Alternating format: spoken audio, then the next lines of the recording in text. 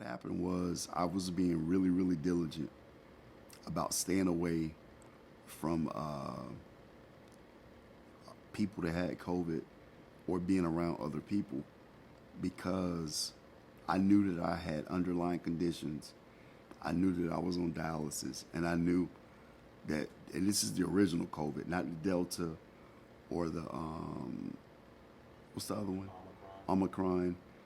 But this is the one that was really affecting people's lungs and putting them on ventilators and stuff. So I was basically just only leaving for doctor's appointments and staying at home, just me and my wife. And she was making sure that people Lysol their shoes before they come in from being outside. She was making sure that I wasn't touching outside things, like when I would leave the house to go down the steps. If I would touch the rails and stuff, she would make sure that I had hand sanitizer. And I was being really, really vigilant about staying away from COVID, or doing the best that I could to stay away from it. And eventually, some of my immediate family members told me, and friends were telling me, that you're staying in the house too much. You know, you getting, what is it, cabin fever? Or you've been in the house too much and you need to get out. So I was like, you know what, they're right. So somebody asked me, do you want to go to Cracker Barrel? And I was like, you know what, yeah, I'll go. So my wife and I left. We went out to Cracker Barrel, and like a day or two later, the second I got back, I started feeling a little different. And I was like, wait a minute. I started feeling a little short of breath, and I had a fever of 103, like .9, and it was going up. And I told my wife, I don't want to go to the hospital. I don't want to go to the hospital. And she eventually told me, no, I'm taking you to the hospital. I don't care what you say. So I knew she was right. I just didn't want to, being a man, I just didn't want to go to the hospital, which I knew I should go.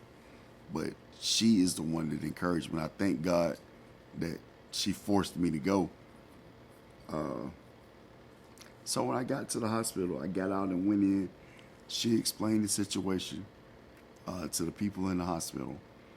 And they sat me down to take my vitals. And they were already looking at me funny. And they took my blood pressure. They took my oxygen levels. And your oxygen level is supposed to be like 95 to 100. And mine was like in the low 70s, like 70, 75. And I was being short of breath. So I heard her pick up the phone.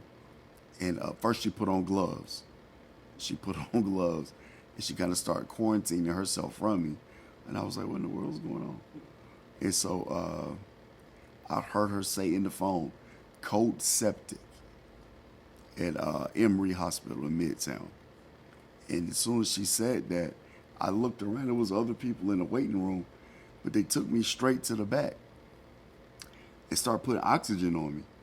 And I was like, I was thinking, like, why are they putting oxygen on me? And I started thinking, do I have COVID? But I noticed when they put the oxygen on me, I could breathe better. And I went to the back, and they sat me down in a private room, excluded in quarantine from everybody else. And I called my wife, and I said, I'm probably going to be, because back during that time, nobody could go back there with you if because of COVID. So I called my wife and I said, they probably gonna have me in here for a day or two. But I remember next thing that I did was I knew that I was probably gonna be in the hospital and I had COVID. So I went into my banking account and transferred all the money that I had to my wife's account. So she would have money while thought I was gonna be in the hospital for a day or two. And that was January 27th, 2021. I'm sorry, not 27th, 29th. 29th, 2021. And so that's the last thing I remember.